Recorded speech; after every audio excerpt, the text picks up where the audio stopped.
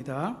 오늘 이 아침에 주시는 하나님의 말씀은 구약 성경 출애굽기 16장 1절부터 4절의 말씀입니다.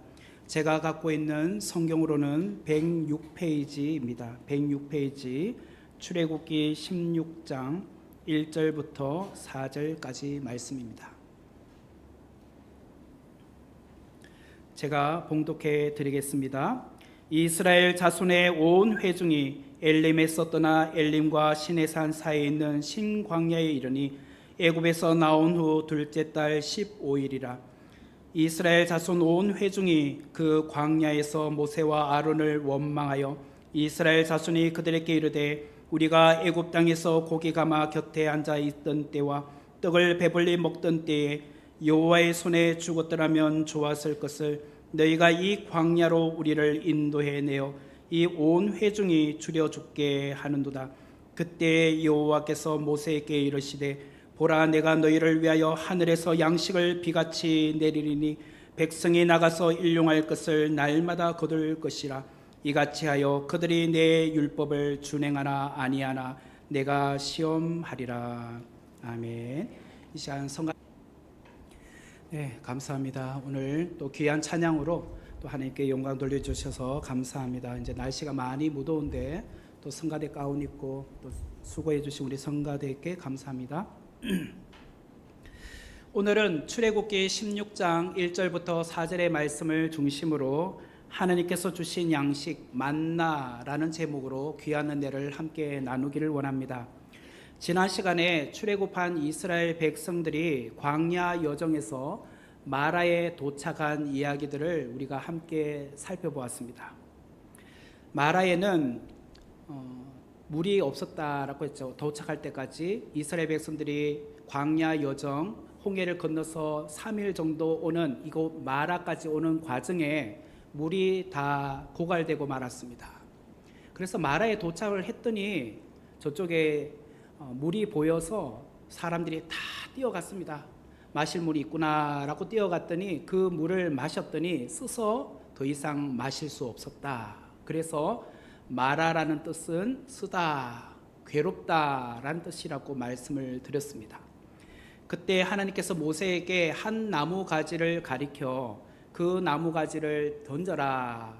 그 물에다가 던졌더니 쓴물이 단물이 되는 정말 놀라운 기적과 같은 사건을 우리가 경험하게 되었습니다. 그리고 이스라엘 백성들은 그곳 마라에서 다시 남쪽으로 10km 떨어진 엘림으로 가게 되었습니다. 이곳 엘림은 12샘과 그리고 70그루의 종려나무 가지가 있는 그런 종려나무가 있는 그런 오아시스였습니다.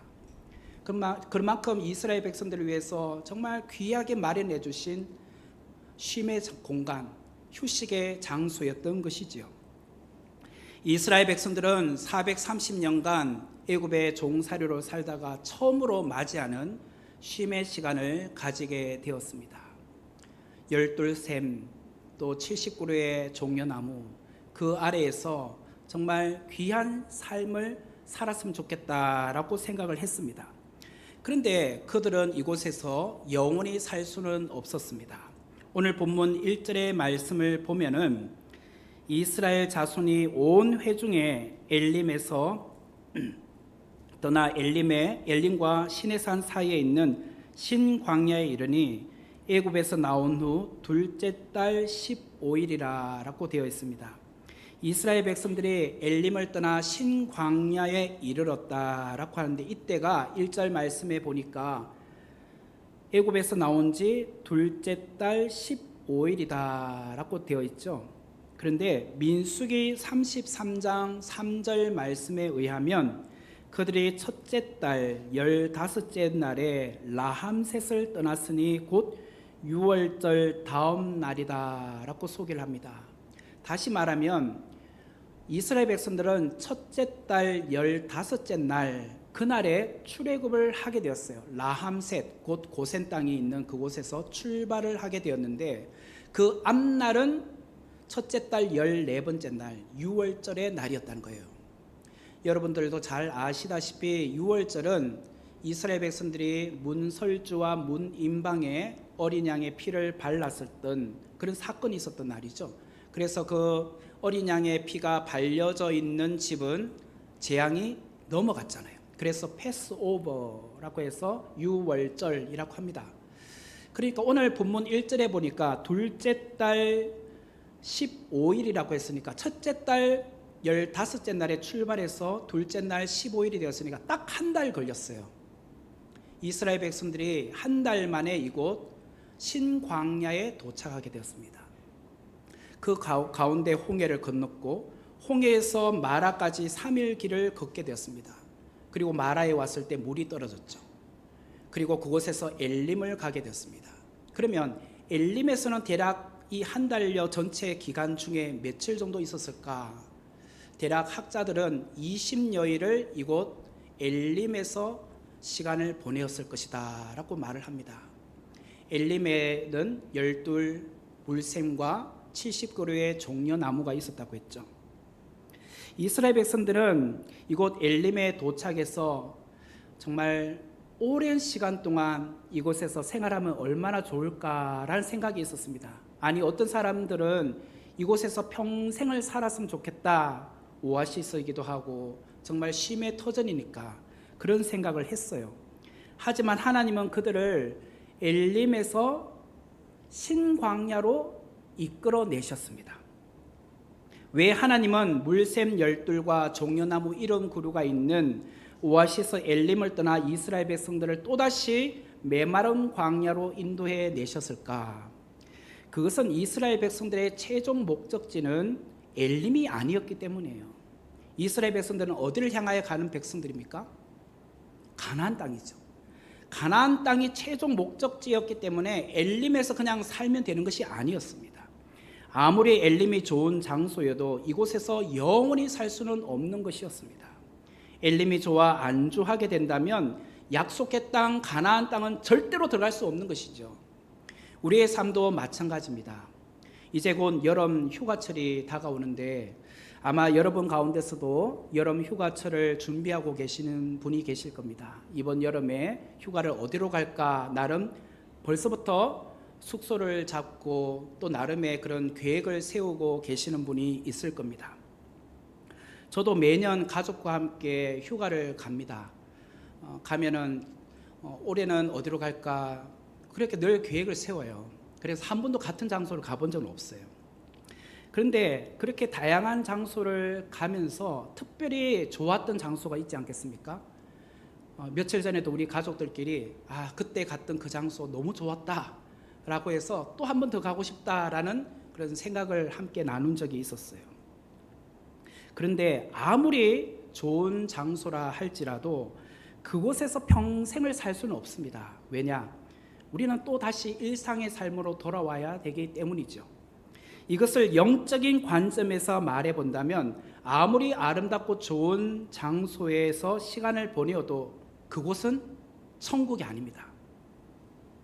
이 세상은 기본적으로 우리가 언젠가 떠나가야 되는 광야와 같은 그런 장소라는 거예요. 성도는 하나님의 나라 곧 천국을 소망하며 살아가고 있지 않습니까? 우리는 엘림을 떠나 천국으로 가야 되는 백성들입니다. 이스라엘 백성들은 엘림을 떠나 신광야에 이르렀습니다. 그런데 이제는 물 문제가 아니라 식량 문제가 이들의 발목을 잡고 있었습니다. 출애굽한 지 한 달 만에 애굽에서 갖고 나왔던 식량이 고갈되고 말았어요. 2절과 3절의 말씀을 보면 이스라엘 자손 온 회중이 그 광야에서 모세와 아론을 원망하여 이스라엘 자손이 그들에게 이르되 우리가 애굽 땅에서 고기 가마 곁에 앉아 있던 때와 떡을 배불리 먹던 때에 여호와의 손에 죽었더라면 좋았을 것을 너희가 이 광야로 우리를 인도해 내어 이 온 회중이 줄여 죽게 하는도다. 출애굽한 지 한 달 사이에 이스라엘 백성들은 3번에 걸쳐서 하나님과 모세를 원망하고 있습니다. 첫 번째로 원망했던 장소는 홍해 앞이었어요. 홍해 앞에 도착을 했을 때 앞에는 홍해로 가로막혀 있고 뒤에는 애굽의 전차 부대가 쳐들어왔을 때 차라리 우리가 죽었으면 왜 하나님께서 이곳까지 나와서 애굽에 죽을 장소가 없어서 이곳까지 끌고 왔느냐라고 원망을 했죠. 두 번째는 마라에 도착했을 때 물이 다 떨어져서 마실 물이 없었을 때 원망을 했습니다. 그리고 이제 세 번째, 이제 먹을 양식이 없자 이들은 신광야에서 또다시 불평하기 시작을 했습니다. 특별히 오늘 3절의 말씀을 보면 이스라엘 백성들은 두 번에 걸쳐서 죽겠다라는 말을 하고 있어요. 죽겠다. 여호와의 손에 죽었더라면 좋았을 것을 이렇게 말을 하고 있습니다. 자식이 부모의 마음을 아프게 하는 여러 가지 단어들, 어떤 말이 있는데요. 그 중에 특별히 자식이 부모에게 하지 말아야 될 말이 있는데 그게 무엇이냐면 왜 나를 낳았어요? 이렇게 살 바에는 안 태어났더라면 좋았을 것을, 차라리 태어나지 말았으면 왜 나를 이 땅에 태어나게 하셨느냐, 이렇게 부모에게 말하게 되면 부모의 마음이 찢어지는 것입니다. 아무리 힘들어도 이런 말을 부모에게 함부로 하면 안 되잖아요. 지금 이스라엘 백성들은 영의 아버지 하나님 앞에 이런 말을 합니다. 여호와의 손에 죽었더라면 좋았을 것을 왜 나를 태어나게 하셨느냐고. 성도 여러분, 출애굽 시키신 여호와 하나님께서 한 달이라는 이 기간 동안 이스라엘 백성들을 죽이셨나요? 이스라엘 백성들을 홍해 앞에서 죽이셨나요? 아니면 물이 떨어졌다고 해서 마라에서 죽이셨나요? 아니잖아요. 그렇다면 이스라엘 백성들은 당연히 하나님께서 우리에게 해결 방안을 주실 거란 믿어야 된다는 거예요. 이 한 달여 기간 동안 하나님께서 이스라엘 백성들은 낮에는 구름 기둥, 밤에는 불 기둥으로 인도해 오셨다면 하나님께서 반드시 살리실 거라고 믿어야 했던 것이죠. 그러므로 우리가 늘 죽겠다, 죽겠다 이런 말을 자주 하시면 안 됩니다. 특별히 우리 한국 사람들은 죽겠다는 너무 많이 합니다. 배불러 죽겠다, 배고파 죽겠다, 추워 죽겠다, 더워 죽겠다, 달고 다닌 것 같아 죽겠다. 그럴 때마다 이렇게 말씀하세요. 제가 자주 하는 말, 죽게 있다. 죽겠다 하지 마시고 죽게 있다. 모든 것이 주님의 손에 있습니다. 주님의 손에 있다. 제가 하나님이라면 엄청 화를 냈을 것 같습니다. 그래, 이곳에서 다 죽어버려라. 나도 더 이상 너희들을 불평하는 거 더 듣기 싫다. 지금 세 번째잖아, 세 번째. 그래, 차라리 다 죽어버려라. 하지만 하나님은 그러지 않으셨어요. 왜? 아직도 이스라엘 백성들은 어린 신앙의 상태에 있었다는 것을 아셨기 때문이에요. 이스라엘 백성들이 지난 430년간 애굽에 살면서 한 번이라도 하나님 앞에 예배를 제대로 드려본 적이 있었을까요? 하나님에 대해서 한 번도 제대로 배워본 적이 없습니다. 그러하기 때문에 하나님은 그들을 아셨어요. 너희들의 신앙의 상태, 너희들이 아직 하나님을 제대로 모르기 때문에 나 여호와 하나님을, 아버지를 제대로 몰라서 그렇구나 라고 이해하셨어요. 그래서 인내하시며 기다려주신 거예요. 그러면서 하나님이 누구이신지를 알려주고 싶어 하셨어요. 하나님은 이처럼 인격적으로 만나가기를 원하셨어요. 본문 4절의 말씀을 보면 그때 여호와께서 모세에게 이르시되 보라, 내가 너희를 위하여 하늘에서 양식을 비같이 내리리니 백성이 나가서 일용할 것을 날마다 거둘 것이라. 이같이 하여 그들이 내 율법을 준행하나 아니하나 내가 시험하리라. 4절 마지막에 보니까 내가 시험하겠다고 말씀을 하십니다. 지난 시간에 마라 사건에도 보면 출애굽기 15장 25절 마지막 절에 거기서 여호와께서 그들을 위하여 법도와 율례를 정하시고 그들을 시험하실세라고 말씀하셨죠.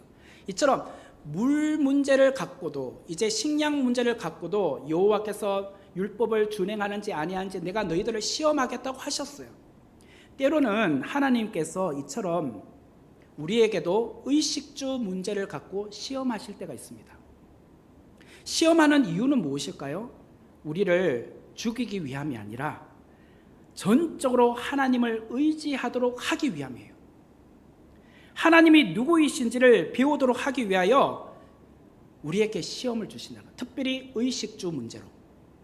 그러므로 우리는 그 의식주 문제가 내게 현실로 왔을 때 이때일수록 내가 하나님을 만나야 되겠구나, 이 시험을 잘 통과해야겠구나 라고 생각을 하셔야 된다. 하나님께서 이스라엘 백성들의 식량 문제를 해결하기 위해서 내놓으신 방안이 있었는데, 그것이 무엇이었냐면 만나였어요. 만나.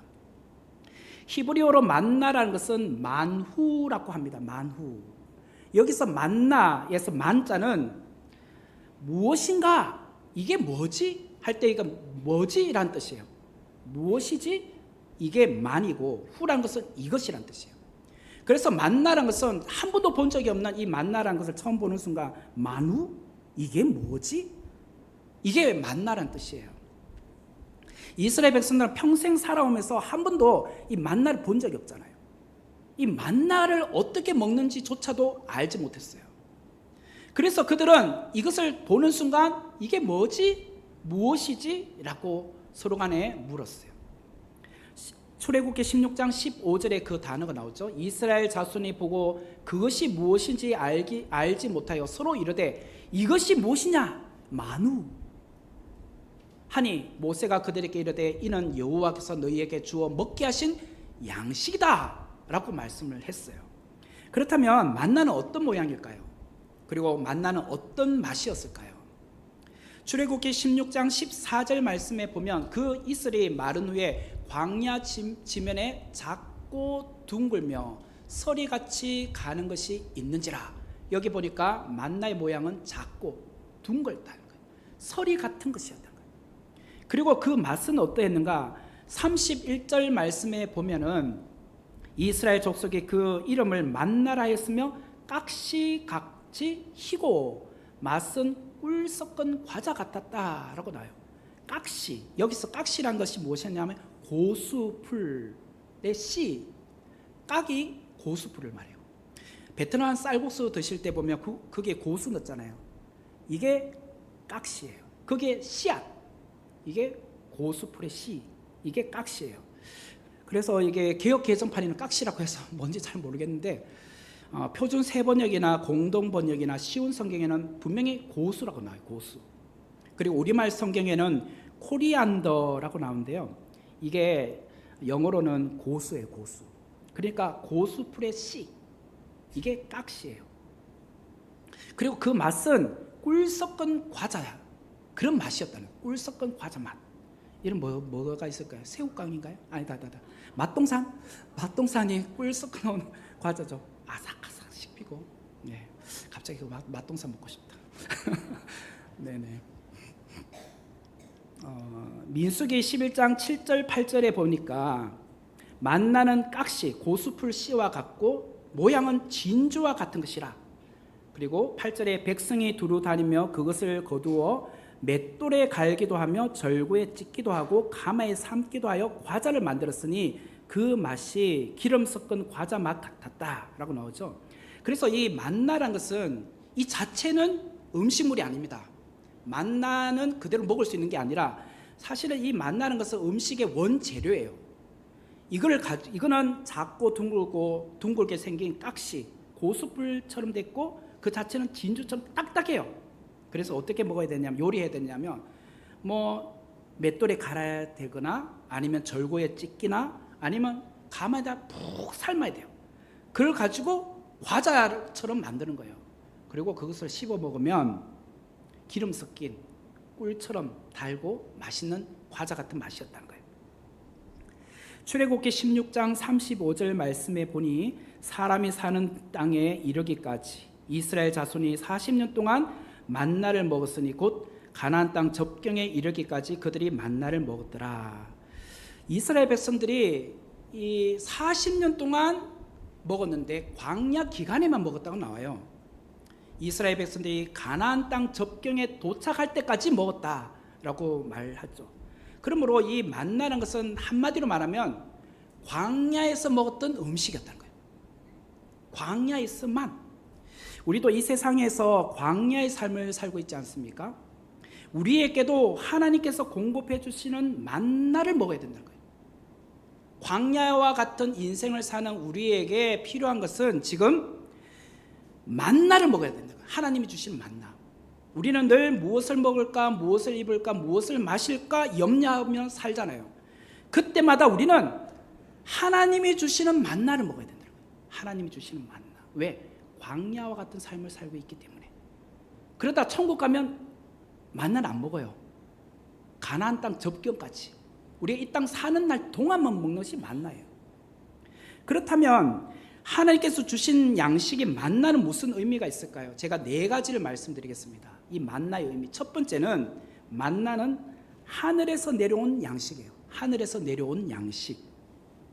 4절의 말씀을 다시 보시면 그때에 여호와께서 모세에게 이르시되 보라 내가 너희를 위하여 하늘에서 양식을 비같이 내리니.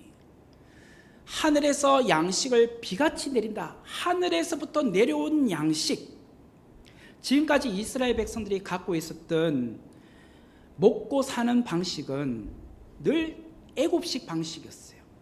애굽의 음식, 애굽의 그 가마, 고기 가마, 거기서 거둬들여서 먹었습니다. 그래서 애굽에서 자라는 채소와 과일과 밭에서 나는 식물로 빵을 만들고, 그리고 애굽에서 자란 동물들을 잡아서 고기 가마에다 삶아서 먹었겠죠.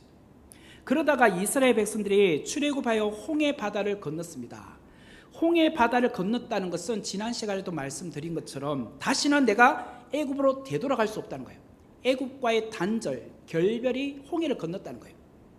그런데 이스라엘 백성들은 애굽과의 단절을 의미하는 홍해를 건넜음에도 불구하고 여전히 애굽의 방식을 따르고 있었어요. 애굽에서 살 때의 사고방식, 생활 습관, 그리고 그곳에서의 생존 방식 그대로 답습하기를 원했어요. 이스라엘 백성들은 홍해를 건넜음에도 불구하고 자기의 생계는 애굽의 고기 가마를 그리워했고 애굽의 식물로 만든 빵을 원하고 있었다는 거예요. 우리가 하나님의 자녀가 되었고 믿음의 여정을 가고 있음에도 불구하고 여전히 우리의 삶 속에 세상을 대표하는 애굽의 방식, 또 애굽의 스타일로 우리가 살아가고자 하고 있지 않습니까? 우리는 늘 의식주 문제를 세상의 방식으로 해결하려고 하지 않습니까? 교회를 다니고 신앙생활을 하고는 있지만 우리의 의식주 문제는 믿음과는 별개라고 생각하고 있어요. 신앙생활을 잘 하는 것이 밥 먹여주느냐? 믿음이 좋다는 것이 신앙생활에 있어서 너희에게 안전을 가져다 주느냐? 너희의 삶을 윤택하게 해주느냐? 왜 유별나게 신앙생활하니? 교회 열심히 다닌다고 해서 너희 삶이 윤택해지는 게 아니야. 생활이 안정되는 것이 아니야. 늘 우리는 그런 유혹을 받죠. 하지만 오늘 본문은 우리에게 광야에서는 애굽의 방식이 아니라 하늘에서 내려오는 양식인 만나로 살아야 된다는 것을 말하고 있어요. 만나는 애굽 땅에 살 때 한 번도 먹어보지 못한 음식이었고 또한 가나안 땅에 들어갔어도 다시는 먹을 수 없는 양식이었습니다. 단지 이곳 광야에서만 먹는 하늘의 양식이었던 거예요. 그러므로 오늘 우리는 광야와 같은 이 삶을 살 때에 늘 하늘의 양식을 먹는 훈련을 해야 된다는 거예요. 출애굽기 16장 15절의 말씀을 보면 이스라엘 자손이 보고 그것이 무엇인지 알지 못하여 서로 이르되 이것이 무엇이냐 하니 모세가 그들에게 이르되 이는 하나님께서 너희에게 주어 먹게 하신 양식이라. 하나님께서 너희에게 주어 먹게 하신 양식. 만나는 땅에서 재배된 양식이 아니라 하늘로부터 내려졌을 때에 내가 그것을 주어야지만 먹을 수 있는 양식이었다는 거예요. 100% made in heaven이에요. 하늘로부터 공급된 양식. 하늘의 양식 만나의 품질은 그 어떤 지상의 음식보다도 비교할 수 없는 탁월한 음식이었어요. 비록 작고 둥글고 그리고 딱딱한 거지만 이 안에는요 모든 종합 영양소가 다 들어가 있어요. 여러분들 중에 뭐 하나라도 영양제를 안 먹는 분이 없으시죠? 뭐 다 뭐 하나씩 드시잖아요. 그 안에 보면은 뭐 비타민 D가 있다, 비타민 C가 있다, 뭐 탄수화물이 있다, 무기질이 있다, 뭐 하여튼 뭐 좋은 약은 다 드시잖아요. 근데 이 작은 이 만나 안에 모든 종합 비타민 영양분이 다 들어있다고 생각해 보세요. 이게 바로 만나였어요. 그래서 부족함이 없는 거예요. 이것만 먹으면. 성도 여러분, 하나님께서 공급하시는 하늘의 만나가 있다는 것을 여러분은 믿으십니까? 네, 안 믿는가 봐요. 말씀이 잘 없으신 것 같아요. 더워서 그러신가? 참아요 주세요. 저는 세상의 음식이 아니라 하나님께서 공급해 주시는 하늘의 만나를 경험해 본 경험들이 있어요. 짧게나마 제가 저의 간증을 말씀드리겠습니다. 미국에서 유학을 할 때에 은행 잔고가 바닥이 날 때가 있어요. 한 번씩. 뭐 그렇다고 그때는 제가 참 유학 기간이 때 좀 고환율이었어요. 그러다 보니까 아직 때는 안 됐는데 한국에 계시는 부모님께 뭐 돈을 보내달라고 말하기가 참 미안하잖아요. 근데 은행 잔고는 얼마 안 남았어. 근데 미국은요 좀 독특한 것이, 우리나라 같으면 은행 잔고가 마이너스 딱 되면은 그냥 차단시키든지 뭐 통보가 미리 오잖아요. 문자로 오든지. 근데 미국은요 그런 게 절대 없더라고요. 그냥 마이너스 통장 되게 만들었고요. 그러면 내가 이제 잔고 뭐 돈이 생겨서 다시 입금하면요 수수료가 붙어요. 마이너스 통장을 만들었기 때문에. 거기에 대해서 몇십 불 그냥 빠져나가요. 얼마나 참 그런지 몰라요. 안 그래도 유학생이 가진 돈도 없는데 그냥 돈을 그렇게 해서 빠져나가게 만드니까. 그런데 너무 감사한 것은 정말 이제 돈이 얼마 남지 않아 걱정하고 있을 때에 전혀 알지 못했던 분, 혹은 미국에서 지내는 먼 지역에 있는 어떤 지인으로부터 집으로 우편물이 하나 옵니다. 미국은 그걸 이제 체크라고 합니다. 체크. 우리는 주로 온라인 계좌로 이렇게 이체하면 되죠. 미국은 제가 있을 때만 해도, 지금은 어떤지 모르겠어요. 온라인 계좌보다는 체크 카드, 이 카드가 아니고 종이에요. 종이, 페이퍼로 된 것을 이렇게 집으로 보내면 그것을 가지고 은행에다가 갖다 주면 이것이 돈으로 이렇게 입금을 시켜주는 겁니다. 그리고 우편물에 그냥 딱 체크해가지고 뭐 거기다가 뭐 100불, 뭐 몇십 불 이렇게 해서 적혀와요. 그럼 너무 감사하죠. 그것으로 이렇게 한 달 보낸 적이 참 여러 차례 있었어요. 아, 하나님께서 오늘도 만나를 먹여주시는구나. 만나로 먹여주시는구나. 또한 이전 교회를 사임하고 8개월간 사역지가 없었습니다. 쉽게 말하면 8개월간 뭐라 해야 되나? 백수, 그렇죠. 백수를 잘 단학생 아니에요. 백조가 아니고 백수로 있을 때에 참 걱정이 되지 않습니까? 저도 이제 네 식구의 가장으로서 생계를 걱정해야 되잖아요. 특별히 저희 부모님은 매일같이 가정 예배를 드리면서 저를 걱정 많이 하셨어요. 어떻게 하나 우리 아들, 이게 나도 이제 은퇴해서 도와줄 형편은 못 되고 걱정을 많이 하셨는데, 저에게 있어서 그 8개월의 사역지 없는 백수의 기간이 철저하게 하나님께서 만나로 먹여주셨던 경험을 한 시간이었어요. 그때 저희 가족은 매달 하나님께서 공급해 주시는 만나를 경험했어요. 이전교회의 어떤 성도님으로부터 전화가 와요. 목사님 어떻게 지내시느냐. 평소에 그렇게 친하지도 않았어요. 그리고 어떤 분은 교회 다닐 때 안면만 있지 한 번도 대화해 본 적도 없고 전혀 전화번호도 모르는 분이에요. 근데 그분이 교회를 왔더니 제가 안 보이더라고요. 그래가지고 순장을 통해서 김호신 목사님이 어디 계시냐? 아, 교회 사임하고 나갔다. 그래요? 그랬더니 그분한테 저의 전화번호를 달라 해가지고 저한테 전화가 오는 거예요. 이런 사례들이 여러 차례 있었어요. 오더니 목사님 만나자는 거예요. 그래서 뭐 도곡동 타워 팰리스 거기 1층의 커피숍에서 만나자. 그분이 누구냐면 축구 그 고등학교 감독이셨어요. 그러니까 늘 지방으로 전지 훈련 다니고 뭐 이렇게 그러니까 대회가 있다 보니까 몇 달에 한 번씩 교회 오던 분이셨거든요. 감독님이셨는데 그분이 만나더니 생활비를 딱 주고 가는 거예요. 그런 경험을 한 두세 번 했어요. 그분 통해서. 그뿐만 아니라 다른 분들도 통해서는 또 마찬가지고. 그러고 나서 8개월 뒤에 제가 이제 교회를 개척을 했습니다. 그랬더니 너무 감사하잖아요. 그동안 이러이러해서 은혜를 좀 고마워서 전화를 드리려고 했더니 전화를 안 받아. 그때부터는. 그래 문자를 그래서 드렸어요. 드렸더니 딱 한마디 와요. 저도 목사님이 이런 시간을 보낼 때 하나님께서 저한테 목사님에게 찾아뵈라고 그래서 물질로 흘려보내라고 하셔서 그냥 드렸다는 거예요. 이건 제 것이 아니었다는 거예요. 그러고 나서 연락을 그냥 딱 끊더라고. 가나안 땅에 입성하니까 더 이상 만나가 없어졌어요. 그런 경험을 자주 하다 보니까 정말 하나님께서 도우시구나. 그런데 저는 뭐 그때 뭘 했을까요? 8개월 동안. 당연히 저는 하나님께 기도할 수밖에 없죠. 그렇다고 해서 제가 일용직으로 뭐 어디 쿠팡에 가서 뭐 물건 나르고 그런 건 안 했어요. 아무것도 안 하고 8개월 기간 동안 매일 3시간씩 기도했어요. 매일 3시간씩. 하루도 걸르지 않고.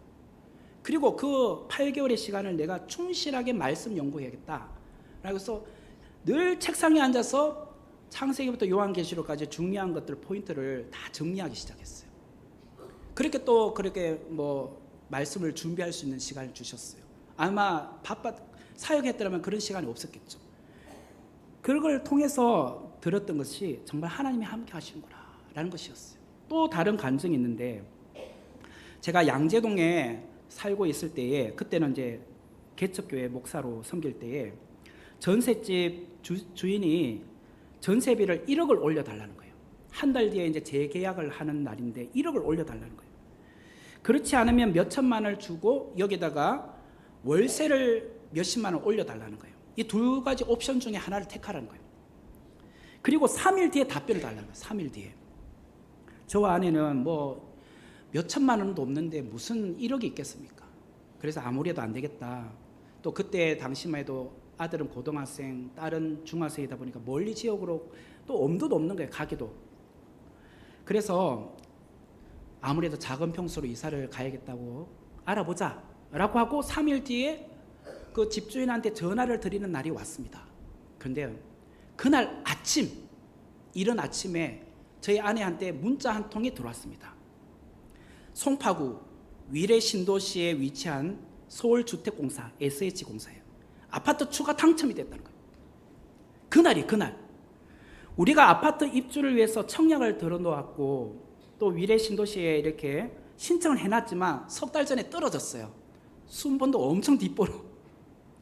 그러니까 당연히 이제는 소망이 없었어요. 그리고 잊어버렸어요. 그런데 딱 집주인한테 통보해야 되는 그날에 추가 당첨됐다는 거예요. 그래서 앞으로 6개월 뒤에 이제 입주가 시작이 된다니까 그렇게 해서 들어갈 수 있다는 거예요. 그러니까 제가 집주인한테 다시 전화해서 6개월 뒤에 이사 갈 수 있으니, 새 아파트로 이사 갈 수 있으니까 좀 양해 구해 주세요 라고 해서 조금만 이렇게 월세를 올려드린 걸로 해서 다른 조건 없이, 그래서 가격 조정해서 몇 개월 더 살게 되었어요. 이렇게 저는 삶 속에서 하나님께서 내려주신 이 양식 만나를 경험하다 보니까 그 이후에 인생의 의식주 문제가 생길 때마다 염려 대신 기도하게 되더라고요. 불안한 마음 대신에 평안한 마음이 유지될 수 있더라는 거예요. 하나님은 늘 저의 삶 속에 가장 정확한 타이밍에 하늘의 양식이 만나로 먹이셨던 것이에요. 그것을 종종 경험하니까 이제는 불안하지 않아요. 기도하면 되지. 그리고 맡겼어요. 그냥. 지금도 똑같아요.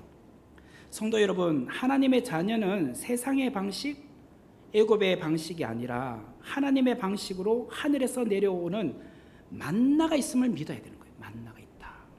아무것도 없는 상황에서도 하나님께서 공급해 주시는 만나를 경험해 보다 보면 하나님을 더 의지하게 돼요. 하나님을 더 확신하게 되더라는 거예요. 두 번째로 만나는 무엇인가? 일용할 양식이에요. 일용할 양식. 4절의 말씀을 다시 보시면 그때에 여호와께서 모세에게 이르시되 보라 내가 너희를 위하여 하늘에서 양식을 비같이 내리리니 백성이 나가서 일용할 것을 날마다 거둘 것이라. 일용할 것을 날마다 거둔다고 했죠. 만나는 매일 나가서 거둬야 되는 음식이었어요. 그러다 보니까 매일 나가면 사실은 늘 노동을 해야 되는 거죠. 일을 해야 되는 거죠.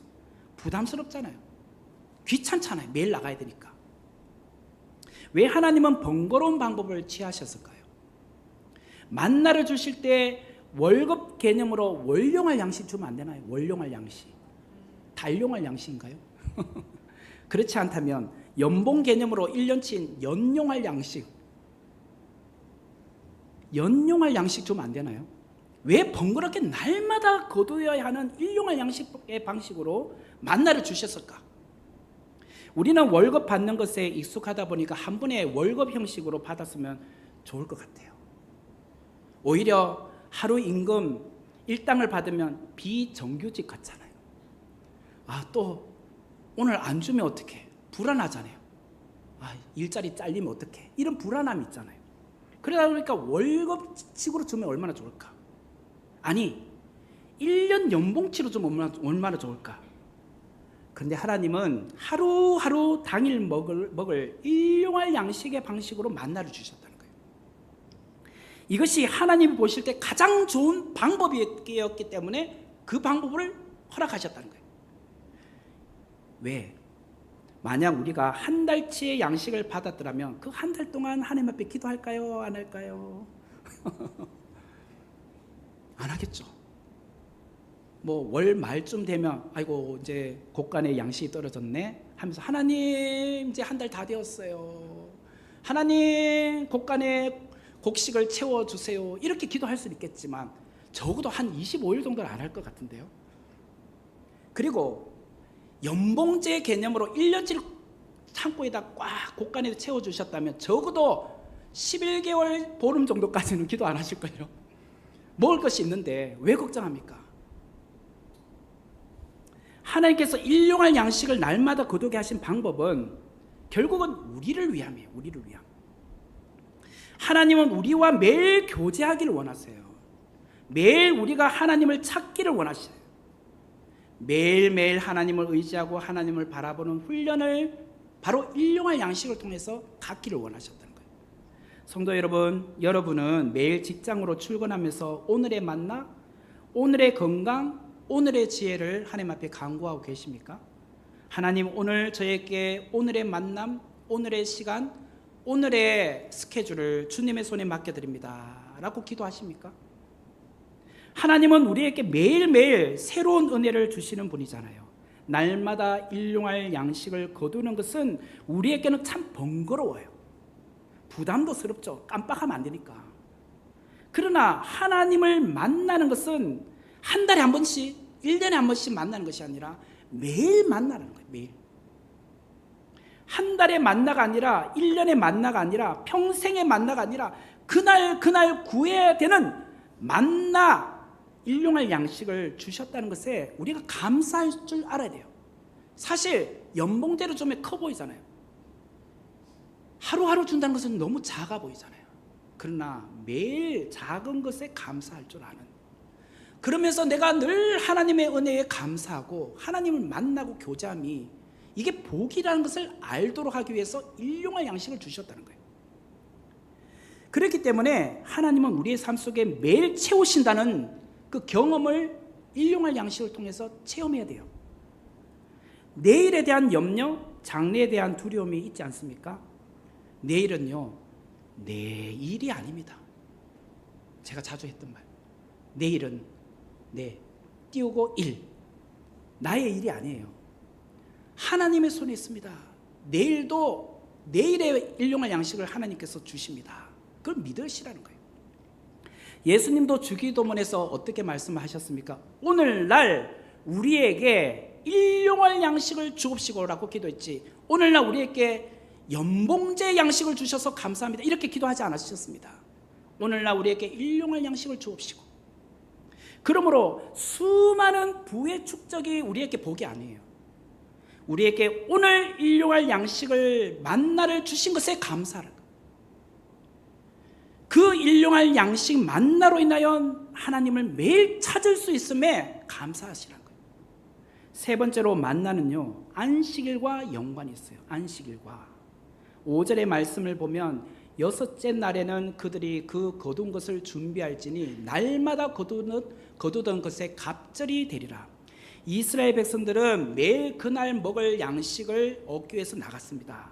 만약 그 양식을 다음 날까지 남겨두게 되었다면 벌레가 생기고 냄새가 날 뿐만 아니라 햇볕이 쨍쨍 내리쬐게 되면 그 만나가 다 땅에서 사라지고 말았어요. 녹아버렸어요. 그 내용이 출애굽기 16장 20절과 21절에 나옵니다. 그들이 모세에게 순종하지 아니하고 더러는 아침까지 두었더니 벌레가 생기고 냄새가 난지라 모세가 그들에게 노하니라. 무리가 아침마다 각 사람은 먹을 만큼만 거두었고 햇볕이 뜨겁게 쬐면 그것이 쓰러졌더라. 이렇게 남겨놓거나 하다 보면 이런 일이 생겼다는 거예요. 하지만 여섯째 날에는 그 다음 날이 안식이기 때문에 그 다음 날까지 갑절 2배로 거두는 것도 허락을 하여 주셨다는 거예요. 그 다음 날까지 거두어도 만나에서 벌레가 생기거나 냄새가 나거나 햇볕이 쨍쨍 쬐일 때 녹지 않았다는 거예요. 우리가 잘 아는 출애굽기 20장은 10계명에 관련된 이야기잖아요. 그때 4번째 계명이 안식일을 거룩하게 지키란 말이 나옵니다. 그런데 오늘 본문은 16장입니다. 하나님께서 내리신 법령인 10계명 법령은 20장 가서 나오는데 이미 16장부터 하나님은 안식일을 내 삶 속에서 지키는 훈련을 가르치고 계셨다는 거예요. 법이 먼저가 아니라 생활이 먼저였다는 거예요. 우리의 삶 속에 늘 그 훈련이 필요했던 것이죠. 출애굽기 16장 26절 27절에 보면 엿새 동안은 너희가 그것을 거두되 일곱째 날은 안식일인즉 그날에는 없으리라 하였으나 일곱째 날에 백성 중 어떤 사람이 거두러 나갔다가 얻지 못하니라. 하나님께서 분명히 일곱째 날은 안식일이기 때문에 절대로 만나 거두러 나가지 말라고 하셨잖아요. 그런데도 불구하고 꼭 이런 사람이 있어요. 청개구리처럼 말 안 듣는 사람. 꼭 일곱째 날 나가봐. 나가봤다가 보니 만나가 없잖아요. 그러면서 계속 훈련을 시키는 거예요. 일곱째 나가면 아무것도 없다. 그걸 계속 훈련시키는 거죠. 그러면서 하나님을 전적으로 신뢰하는 훈련을 만들어가고 계셨던 거예요. 하나님께서 구약의 성도들에게 안식일을 허락하셨다면 신약을 살아가는 우리에게는 주일을 허락하여 주셨습니다. 왜 하나님께서 주일을 우리에게 주셨을까? 참된 안식을 위함이란 거예요. 참된 안식. 주일에 세상의 모든 일을 멈추고 하루 안식하는 것, 그것은 우리의 삶의 빈 공간을 하나님 앞에 드리는 겁니다. 빈 공간. 하나님께서 채우실 것을 내가 경험하는 날이 무엇이냐? 주일입니다. 어떤 분은 주일날 얼마나 더 장사가 잘 됩니까? 이거 비우기가 쉽지 않습니다. 내가 채우고 싶어요. 그날 나가야 더 갑절의 돈을 벌 것 같으니까.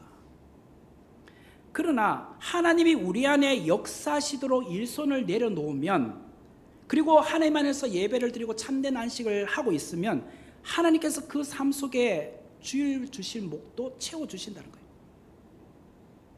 온전히 하나님 앞에 그러면서 예배 드리는 거예요. 주일은 비우는 연습을 하는 날입니다. 내 삶 속에 하루를 쉬어도 하나님께서 채워주신다. 이 빈 공간을 채워주신다. 내가 주일에 일하지 않아도 하나님께서 나의 생업을 지켜주시고 채우신다는 것을 믿고 바라보는 날, 이게 주일입니다. 성도 여러분, 우리가 주일에 세상 일을 하지 않아도 하나님께서 채우심을 여러분 삶 속에 믿고 계십니까? 우리는 하나님께서 주시는 만나로 사는 자들이잖아요. 신앙은 교회의 방식이고 생업은 세상의 방식이라고 생각하지 마십시오. 그래서 신앙은 교회에서만 통하지 세상은 열심히 내가 돈 벌어야 돼. 아니, 주일도 열심히 일을 해야지 살 수 있어. 그렇게 살면 광야와 같은 이 세상에서 하나님이 공급하시는 하늘의 양식을 먹을 수 없어요. 그것을 절대로 경험할 수 없어요. 내가 먼저 내려놓고 하나님께 모든 것을 맡길 때 하나님께서 주시는 음식이 만나요.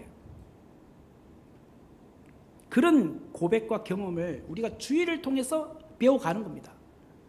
네 번째로 만나는 생명의 양식인 하나님의 말씀이에요. 요한복음 6장 48절에서 50절의 말씀을 보면 내가 곧 생명의 떡이니라 너희 조상들은 광야에서 만나를 먹었어도 죽었거니와 이는 하늘에서 내려오는 떡이니 사람으로 하여금 먹고 죽지 아니하게 하는 것이니라. 출애굽한 이스라엘 백성들은 광야에서 40년을 살면서 만나를 매일같이 먹었습니다. 그렇지만 죽었어요. 왜? 하나님 말씀에 불순종했기 때문이죠. 그러면서 하신 말씀이 내가 곧 생명의 떡이다. 여기서 내란 것은 예수 그리스도. 예수님은 하늘에서 내려오는 참 떡이었다고 말씀을 하고 계시어요. 요한복음은 예수님께서 말씀이 육신이 되셨다고 해서 말씀이라고 하셨잖아요. 그러므로 우리가 말씀을 먹어야 된다는 거예요. 예수님도 사단에게 시험 받았을 때 마태복음 4장 4절에서 이렇게 말씀을 하셨습니다.